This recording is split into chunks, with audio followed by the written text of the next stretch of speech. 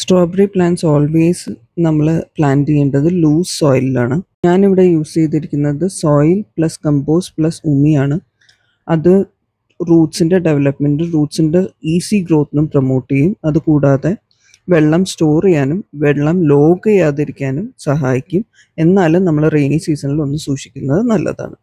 ഇതിൽ നിന്ന് ഈ മദർ പ്ലാന്റിൽ നിന്ന് റണ്ണേഴ്സ് പുതിയ പ്ലാന്റ്സ് ജനറേറ്റ് ചെയ്യാനായിട്ട് ഇതേപോലെ ഇതിൽ നിന്ന് പുതിയ പ്ലാന്റ്സ് ജനറേറ്റ് ചെയ്യും. ഇങ്ങനെ ലോങ് സ്റ്റെം ഇറക്കിയിട്ട് വേറെ ഏതെങ്കിലും ഒരു സോയിൽ മിക്സ്ചറിൽ പോയി അത് മുട്ടിക്കഴിഞ്ഞാൽ അവിടെ നിന്ന് പുതിയ പ്ലാന്റ്സ് ജനറേറ്റ് ചെയ്യാൻ പറ്റും.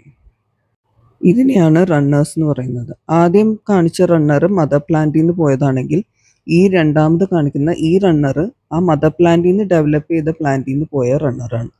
ഇപ്പം പിന്നെയും ഈ കാണിക്കുന്നത് മദർ പ്ലാന്റിൽ നിന്ന് രണ്ടാമത് പോകുന്ന റണ്ണേഴ്സാണ്. അപ്പോൾ ഒരു പ്ലാന്റിൽ നിന്ന് തന്നെ നമുക്ക് നല്ലോണം റണ്ണേഴ്സ് കിട്ടും, നല്ലോണം പ്ലാന്റ്സ് ജനറേറ്റ് ചെയ്യും. ഇതിൽ കണ്ടാൽ മനസ്സിലാവും അതിൻ്റെ റൂട്ട്സ് ഇറക്കിയിട്ടുണ്ട്.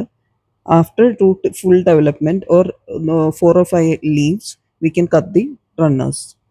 ഈ റണ്ണർ എന്ന് പറയുന്ന പുതിയ പ്ലാന്റ്, ആ റൂട്ട്സ് ഫുള്ളായിട്ട് ഡെവലപ്പ് ചെയ്യാത്ത ആ പുതിയ പ്ലാന്റിൽ നിന്ന് വന്ന പുതിയ റണ്ണറാണ്. അത് നമ്മൾ വേറൊരു പോട്ടിലേക്ക് കണക്ട് ചെയ്ത് കൊടുത്തു കഴിഞ്ഞാൽ അതും പുതിയ ഇതായിട്ട് ഈ കാണുന്നതാണ് സ്ട്രോബെറിയുടെ ക്രൗൺ എന്ന് പറയുന്നത്. ഇതിനെന്തെങ്കിലും ബുദ്ധിമുട്ട് വന്നാൽ മാത്രമേ സ്ട്രോബെറി പ്ലാന്റ് ചീത്തയായി പോവുള്ളൂ. അത് വാട്ടർ ലോഗിങ്ങോ അല്ലെങ്കിൽ വെള്ളം ഇല്ലാത്തൊരവസ്ഥ വന്നാൽ മാത്രമേ അത് ചീത്തയായി പോവുള്ളൂ. സോ നമ്മൾ ഇച്ചിരി കെയർ ചെയ്ത് കഴിഞ്ഞാൽ സ്ട്രോബെറി വളർത്താൻ ഭയങ്കര ഈസിയാണ്.